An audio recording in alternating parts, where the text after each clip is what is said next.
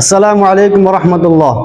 প্রিয় ভাইরা, আজকে আমাদের ক্লাসের বিষয় হচ্ছে তৃতীয় ধাপে সিগার মাধ্যমে বিভিন্ন ফেলের অর্থ বোঝা, অর্থাৎ ফেলুল আমরের বিভিন্ন আকৃতির ফেলগুলোর সিগার মাধ্যমে কিভাবে আমরা অর্থ বুঝবো। ঠিক আছে, অর্থাৎ আজকের ক্লাসটি ইনশাল্লাহ আপনারা শেষ পর্যন্ত দেখবেন। আমরা গত ক্লাসে ফেলুল মুদারের বিভিন্ন ফেলগুলোর সিগার মাধ্যমে কিভাবে অর্থগুলো বুঝবো সেটা আমাদের গত ক্লাসে আলোচনা করা হয়েছে। তো আজকে হচ্ছে আমাদের ফেলের যে চারটি প্রকারের 3 নাম্বার প্রকার হচ্ছে ক্লাস, অর্থাৎ ফেলুল আমরের বিভিন্ন ফেলের অর্থ। ঠিক আছে, তো প্রিয় ভাইরা, ফেলুল আমর জন্ম হয়েছে হচ্ছে ফেলুল মুদারের যে আমরের 6টা সিগা, সেখান থেকে ফেলুল আমরের যে 6টা সিগা সেগুলা কিভাবে গঠন হয়েছে বা জন্ম হয়েছে সেটা আমি আপনাদেরকে পূর্বের ক্লাসে বলছিলাম। তারপরও একটুখানি আমি রিপ্লাই দিচ্ছি। হ্যাঁ,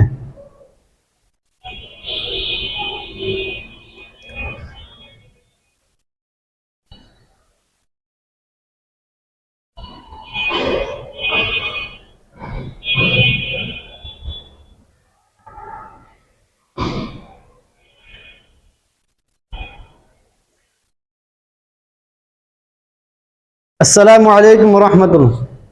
আসসালামু আলাইকুম রহমতুল্লাহ।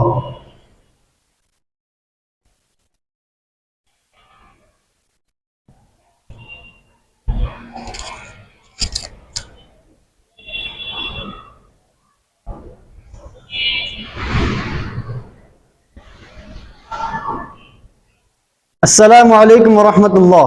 প্রিয় ভাইরা, আজকে আমাদের ক্লাসের বিষয় হচ্ছে তৃতীয় ধাপে সিগার মাধ্যমে বিভিন্ন ফেলের অর্থ বোঝা, অর্থাৎ ফেল মোট 4 প্রকার। 4 প্রকারের যে 3 নাম্বার পয়েন্ট ফেলুল আমর, ফেলুল আমরের বিভিন্ন আকৃতির ফেলগুলোর অর্থগুলো সিগার মাধ্যমে আমরা কিভাবে বুঝবো, এটা হচ্ছে আজকে আমাদের ক্লাস। প্রিয় ভাইরা, গত ক্লাসে ফেলুল মুদারের বিভিন্ন আকৃতির ফেলগুলোর অর্থগুলো আমরা কিভাবে সিগার মাধ্যমে বুঝবো সেটা আলোচনা করা হয়েছে। কেউ যদি গত ক্লাসগুলো করে থাকেন, আজকের ক্লাসে তার জন্য সহজ ইনশাআল্লাহ। ফেলুল আমরের মাত্র 1 2 3 4 5 6 মাত্র 6টা ফেল হয়। কেমন? এই 6টা ফেল গঠন হয়েছে বা জন্ম হয়েছে ফেলুল মুদারের যেই আমরের 6টা ফেল, সেই ফেল থেকে কিভাবে হয়েছে এটা আপনাদেরকে বলছিলাম। যেমন একটা দেখায় দেয়, ওইটা থেকে সবগুলো হয়েছে। ঠিক আছে, যেমন মনে করেন এখানে উনসুর, উনসুরা, উনসুরু, উনসুরি, উনসুরা, উনসুর না, মোট 6টা ফেল এখানে। কেমন?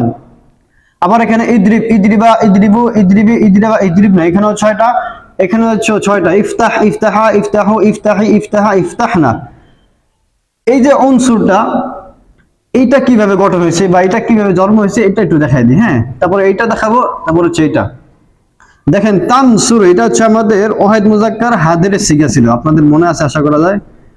তানসুরু কিভাবে, যে ইয়ানসুরু, ইয়ানসুরান, ইয়ানসুরুনা, তানসুরু, তানসুরান, ইয়ানসুরনা, তানসুরু, তানসুরানে, তানসুরুনা, তানসুরিনা, তানসুরানে, তানসুরনা, আনসুরু, নানসুরু। অর্থাৎ হাদেরের প্রথমটা হচ্ছে তানসুরু।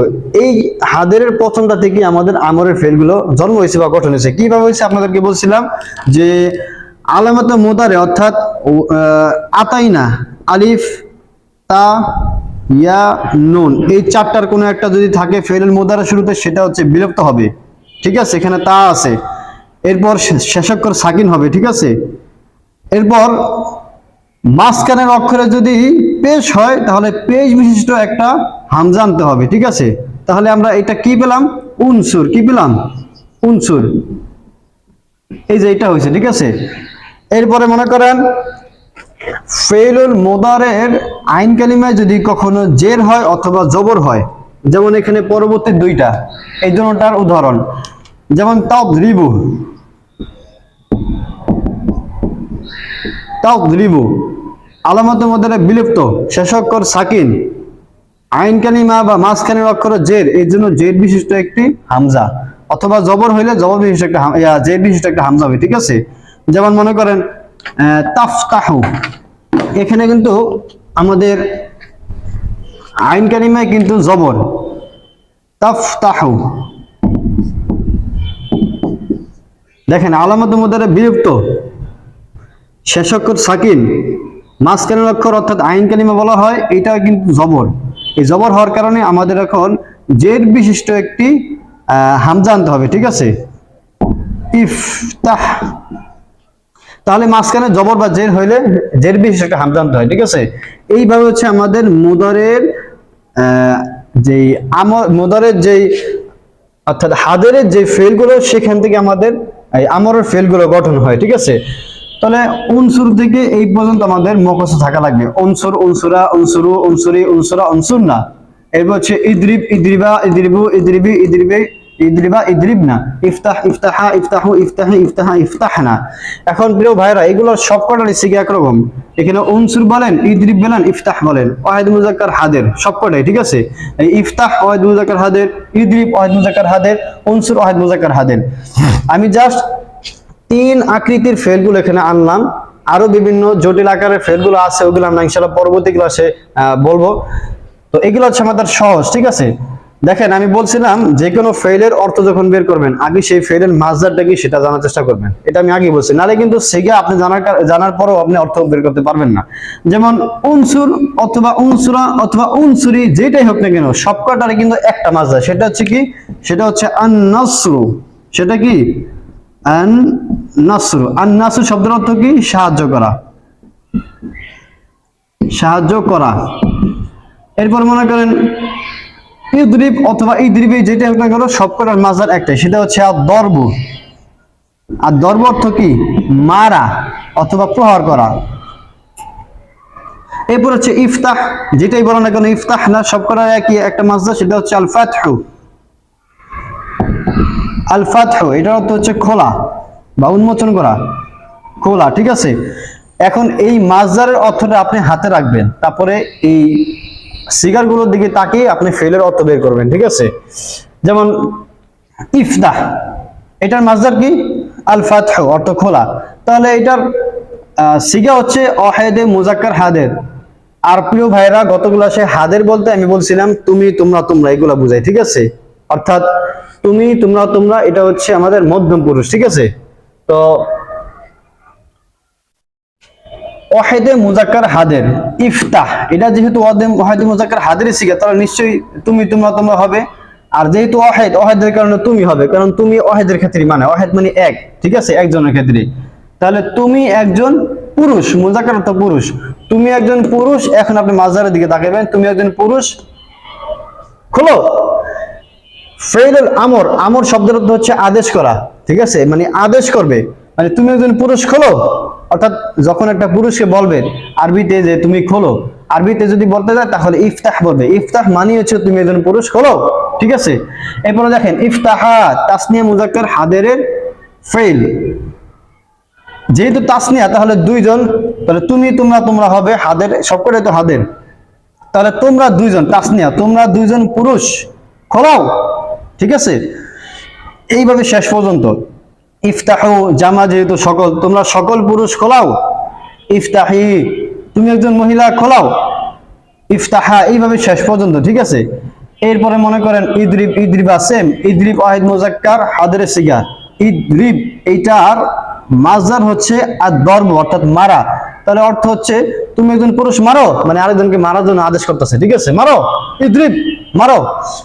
ইদরিবা তাসনিয়া মুজাক্কার হাদের সিগা, যে তাসনিয়া অর্থ দুইজন বা দুইকে বোঝায়, ঠিক আছে। তোমরা দুজন পুরুষ মারো। এরপরে ইদরিবু এটা সিগা হচ্ছে জামা মুজাক্কার হাদের, অর্থাৎ জামা শব্দের অর্থ সকল, তোমরা সকল পুরুষ মারো, ঠিক আছে। এরপরে হচ্ছে মুয়ান্নাস, কারণ এগুলো মুয়ান্নাসের ফেইল। ইদরিবি ওয়াহিদ মুয়ান্নাস হাদের, তুমি একজন মহিলা,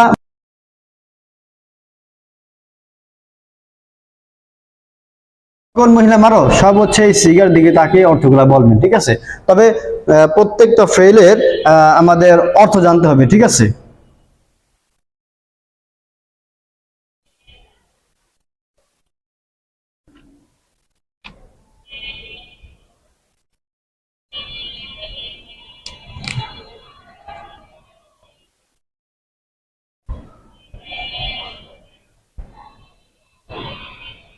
তো প্রিয় ভাইরা, মাসদারের অর্থ ছাড়া কোনো ফেলের আপনি অর্থ সিগা দেখে বের করতে পারবেন না। আগে মাসদারের অর্থটা আপনাকে মুখস্থ করতে হবে, ঠিক আছে।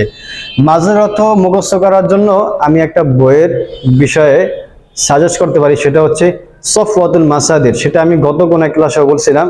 এই বইটার ভিতরে বাবে নাসরা যতগুলো আমাদের দৈনন্দিন কাজে ব্যবহার হয়, বাবে নাসরা যতগুলো ফেল আমাদের ব্যবহার হয় সেগুলো একসাথে সেখানে দেওয়া আছে।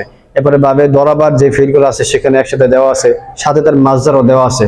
কেমন? ওই বইটা আপনারা কিনবেন, কেনার পর এটা পড়বেন, ঠিক আছে?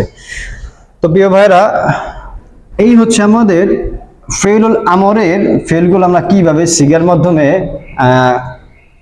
নির্ণয় করব। তবে আরেকটা বিষয় একটু আপনাদেরকে জাস্ট দেখিয়ে আমি আজকের ক্লাসটা শেষ করব।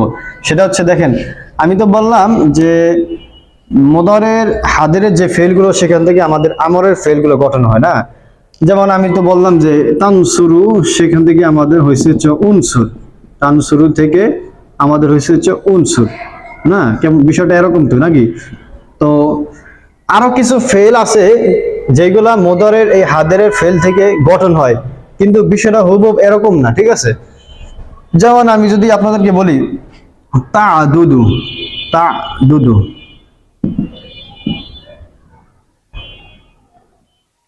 তা'দুদু,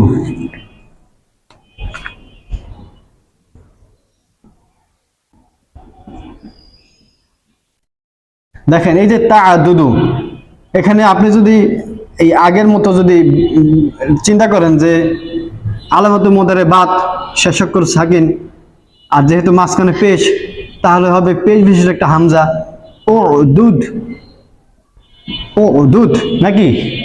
বিষয়টা আসলে এরকম না। এই যে অদূত, আপনি আমি যেভাবে চিন্তা করছি ঠিক আছে, কিন্তু এই অদূতটাকে আরব ভাষীরা এটাকে আরো স্ট্যান্ডার্ড করছে, ঠিক আছে? অর্থাৎ এটাকে অদূত না বলে তারা সংক্ষেপে বলে হচ্ছে ঔদ। কি বলে? ঔদ, ঔদ্দা, ঔদ্দা, অর্থাৎ অদ্দা, অদ্দা, অদ্দু, অদ্দি, অদ্দা ও অদ্দুদে না। এখন আপনাদের হয়তো মাথা ঘুরে যেতে পারে যে এতক্ষণ আপনাদেরকে কি শিখালাম, এখন আবার কি আসতেছে, ঠিক আছে? এরপরে মনে করেন আমি যদি বলি তামুতু, তামুতু, তামুতু থেকে যদি আমরা আমরের থেকে বের করি, সেটা কিভাবে? আলামাতু মুদারে বিলিপ্ত, শেষ অক্ষর সাকিন, মাঝখানে যেহেতু পেশ আইন কালিমা, তাহলে পেশ বিশিষ্ট একটা হামজা, তাহলে ও মুত হবে। কি হবে? ও মুত। কিন্তু এইটাকে আরো স্ট্যান্ডার্ডে বলা হয়েছে মুত। সেটাকে কি বলে? মুত। অর্থাৎ এইটার এই যে ফেলগুলো, এইগুলোর মাজার হচ্ছে আল মাউতু, অর্থাৎ মৃত্যুবরণ করা। আল মাউতু, এই মৌত অর্থাৎ তুমি মারা যাও, ঠিক আছে? আবার আল আউদু অর্থ প্রত্যাবর্তন করা, ঠিক আছে? আল আউদু অর্থ কি? প্রত্যাবর্তন করা। সেখানে হচ্ছে অদ্দা, তুমি প্রত্যাবর্তন করো। এখন প্রিয় ভাইরা, আপনারা বলবেন যে তাহলে ভাই এই যে ব্যতিক্রমগুলো, এগুলো আমরা কিভাবে শিখবো? এগুলো হচ্ছে আমাদের তালিলের খেলা। এগুলো কিসের খেলা? তালিলের খেলা। তালিল যদি আপনারা না বুঝেন, এগুলো বুঝবেন না। তো আমার এই ক্লাসগুলো আপনারা ধারাবাহিক করতে থাকেন, খুব সংক্ষেপে, খুব স্বল্প কোর্সের মাধ্যমে আপনাদেরকে আরবি ব্যাকরণটা আমি পুরোপুরি ক্লিয়ার করার চেষ্টা করবো ইনশাআল্লাহ। তো ধারাবাহিক ক্লাসগুলো দেখতে হবে, দেখলে ইনশাআল্লাহ আপনারা, আমার আত্মবিশ্বাস আপনারা পারবেন ইনশাআল্লাহ। তালিল জাতীয় অর্থাৎ যত ফেল আছে সবগুলো ইনশাআল্লাহ আপনারা পারবেন। আপনারা আমার এই ক্লাসগুলো নিয়মিত দেখলে আশা করা যায় ইনশাআল্লাহ একসময় এই আরবি যে গ্রামারের বিষয়টা, এই যে এত ভয় মানুষ পায় যে আরবি গ্রামার অনেক কঠিন, ইনশাআল্লাহ এটা আর থাকবে না। তো সেই প্রত্যাশা রেখে আজকের ক্লাস শেষ করছি। আল্লাহ হাফিজ, আসসালামু আলাইকুম ওয়া রাহমাতুল্লাহ।